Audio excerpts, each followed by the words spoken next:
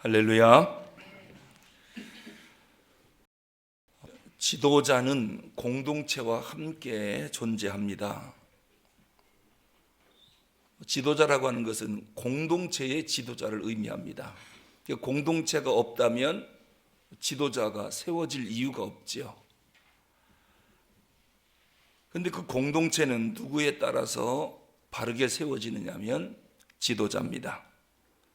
지도자의 바른 지도력이 형성된다라고 하면 그만큼 공동체가 건강해진다, 바르게 간다, 그런 뜻입니다. 그러니까 지도자가 바르지 못하면 공동체는 그냥 무너집니다. 그런데 어떤 공동체든지 간에 사람들이 모여있는 곳이기 때문에 늘 갈등이 생기고 그로 인해서 분열이 생기기도 해요. 왜냐하면 사람이 같은 생각, 같은 마음을 갖고 있으면 싸울 필요도 없고 분열이 생길 수도 없는데 사람마다 다 달라요. 똑같은 일을 놓고도 생각이 서로 틀려요. 그러니까 자기 주장, 자기 중심, 자기 이기성, 이것을 강력히 주장하면 공동체가 갈등이 생겨요. 그리고 갈등이 심화되면 분열이 생깁니다. 자, 이럴 때 공동체는 항상 그런 위험이 도사리고 있기 때문에 지도자가 그런 일이 발생하면 어떻게 해결해 나가야 하는가, 그 성경적인 방법을 늘 마음속에 두고 있어야 되겠지요. 지금 가나안 땅을 향해서 진군해 가는 이스라엘 백성들에게 이 이스라엘이라고 하는 200만 명의 공동체 아니겠습니까? 그러니 모세가 뭐 하자라고 하면 200만 가지 생각이 있겠죠. 사람마다 다 달라요. 공동체 숫자가 많을수록 갈등이 많아요. 왜? 생각이 그렇게 다양하기 때문에. 그러니 이 가나안 40년 동안 행진하면서 늘 갈등, 늘 분쟁, 늘 싸움이 끊이질 않았습니다. 그래 모세는 그거 재판하느라고 죽을 지경입니다. 누가 옳고 그른지 분별해 줘야 되잖아요.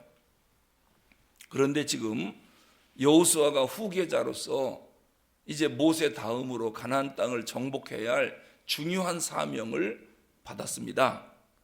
그런데 지금 이스라엘 공동체 안에 중요한 문제가 하나 발생했어요. 지금 여호수아가 지도자가 된 뒤에 첫 번째로 당하는 어려움이에요. 어떤 어려움이냐면은 이스라엘 백성들이 가나안 땅에 들어가기 위해서 요단 동편까지 왔습니다. 요단 동편에서 진을 치고 있어요. 이제 가나안 그 요단강 물이 흐르고 있습니다. 요것만 건너면 여리고성이 있고 저 성을 무너뜨리면서 가나안 땅을 정복해 가야 됩니다. 이 요단 동편에 진을 치고 있는데 요단 동편이 얼마나 목초지가 좋은지 몰라요. 오히려 요단강을 건너간 가나안 땅은 척박한데 요단 동쪽은 여호와의 동산처럼 아름답게 보이는 목초지가 넓어요. 그러니 르벤 지파, 갓 지파, 므낫세 반 지파, 이 두 지파 반이 여호수아에게 뭘 요구하느냐? 우리는 가나안 정복 전쟁에서 빼주시오. 왜냐하면 우리는 그냥 요단 동편 땅에 머무르겠어. 9지파 반만 요단강을 건너가 싸워 저 땅을 차지하든 말든 하고 우리는 이 좋은 땅 목초지에서 양을 키우고 여기서 양털로 옷을 해 입고 이 좋은 곳에 그림 같은 집을 짓고 우리들은 여기서 살겠어. 여러분 지금까지 하나님이 뭐라고 약속을 했습니까? 요단 동편 땅이 아니라 요단강을 건너가 바로 젖과 꿀이 흐르는 가나안 땅, 그 땅을 너희에게 허락했다고 그랬지 요단 동편 땅을 허락했다고 말씀하지 않았어요. 하나님의 약속은 요단강을 건너가야 됩니다. 거기가 약속된 땅입니다. 그런데 건너가기 싫대요. 싸우기 싫대요. 이게 우리 두 지파 반은 빼달라고 여호수아에게 요청을 했어요. 여러분 전쟁 좋아하는 사람이 있습니까? 그리고 척박한 땅에 가서 고생을 좋아하는 사람이 누가 있습니까? 그 12지파를 놓고 이 요단 동편, 이 목초지, 이 아름다운 땅 서로가 갖고 싶고 여기에 머물고 싶은 마음이 다 있을 겁니다. 지금 말을 안 해서 그렇지. 왜냐? 여기는 약속된 땅이 아니고 건너가야 되거든요. 그러나 마음은 간절해도 입 밖에 말을 못 내고 있었겠지요. 12지파가. 그런데 12지파 가운데 가장 큰 지파인 루벤이 장자 아닙니까? 큰아들 아닙니까? 루벤이 뭐라고 말하느냐면 나는 전쟁에 참여하지 않겠다. 니들이나 가서 싸워서 뭐 정복하든 말든 하고 하나님의 명령이 어쨌든 약속이 어쨌든 난 관심 없고 이 목초지를 우리 지파에게 달라. 여기서 집 짓고 우리 처자와 함께 양을 기르며 살고 싶다. 이것을 여호수아에게 요청한 것입니다. 여러분, 이 이야기를 나머지 9지파 반이 들으면 그들이 뭐라고 생각할까요? 왜 공동체 깨지는 소리 하느냐? 누구는 그 땅 갖기 싫어서 말 안 하는 줄 아느냐? 누구는 싸우고 싶어서 건너가려고 하는 줄 아느냐? 하나님이 명령하고 약속한 땅 가라 하니 우리는 순종하기 위해서 건너가려고 하는 거지. 너희들만 왜 그렇게 자기중심적이고 자기밖에 모르고 어떻게 이기적인 결정을 그렇게 할 수 있느냐? 그건 집단 이기주의다. 9지파 반이 그 이야기를 들으면 그 공동체는 깨지게 되어 있습니다. 무엇보다도 하나님 약속에 대한 불순종이잖아요. 큰아들이 그렇게 하면 되겠습니까? 본이 돼야지. 가장 강력하고 큰 지파가 그렇게 말하면 이 가나안 정복 전쟁은 싸우나마나 여기서 무너져 버립니다. 전부 자기 지파 이기적으로만 생각하면 누가 싸우겠습니까? 중요한 것은 이 2지파 반이 이것을 요청함으로 인해서 이스라엘 공동체에 분열의 상처를 가져다 줄 수 있다는 것이죠. 똑같이 싸우면서 여기까지 왔어요. 아말렉과의 전쟁, 같이 전쟁을 치렀고 여러 가지 어려운 일을 지난 40년 동안 함께 겪으면서 여기까지 왔고 마지막 요단강 건너가 정복해야 할 땅을 눈앞에 두고 지금 분열, 갈등의 위기에 빠진 것입니다. 여호수아가 처음 지도자가 돼서 이 문제를 어떻게 해결하는가? 이게 지도자로서 첫 번째 만난 위기 상황입니다. 여러분, 이건 공동체뿐만 아니라 우리 인생 개인에게도 항상 이런 문제는 도사리고 있습니다. 그러니까 공동체 하면 일단 문제가 발생한다. 또 개인도 문제가 늘 발생하는데 공동체가 문제 발생하지 않겠습니까? 여러분, 가정도 언제든지 문제가 발생할 수 있는 가능성이 있습니다. 문제는 이러한 문제가 발생했을 때 어떻게 해결하느냐? 이 방식은 사람마다 다릅니다. 그런데 한 가지 중요한 것은 이런 문제가 발생했을 때 이걸 숨겨두고 덮어두면 골마 터진다는 겁니다. 여러분, 손에 못이 찔렸습니다. 빨리 병원에 가서 치료받으라 하니까 숨겨두고 손을 꾹 쥐고 치료 안 받고 괜찮아질 거라고 덮어뒀습니다. 어떻게 될까요? 못독이 올라서 나중에는 손을 잘라야 될 수도 있습니다. 위험에 빠지기도 하거든요. 지금 여호수아가 이 이스라엘 공동체 안에 상처가 생긴 겁니다. 이거 빨리 치료하지 않으면 이스라엘은 두동강 납니다. 분열됩니다. 전의를 상실하고 가나안 정복 전쟁에서 실패할 수가 있습니다. 여호수아가 이 문제를 어떻게 해결하는가? 정면으로 돌파합니다.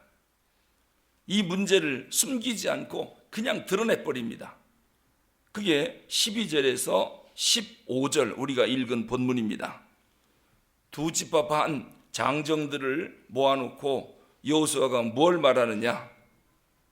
3가지 특단적인 조치를 취합니다. 첫째는 뭡니까? 그래, 너희들이 요구하는데 너희 처자와 가축은 그냥 풍요로운 요단 동편 땅에 그냥 머무르게 해라. 두 번째, 하지만 장정들은 무장하고 가나안 정복 전쟁 맨 앞장서라.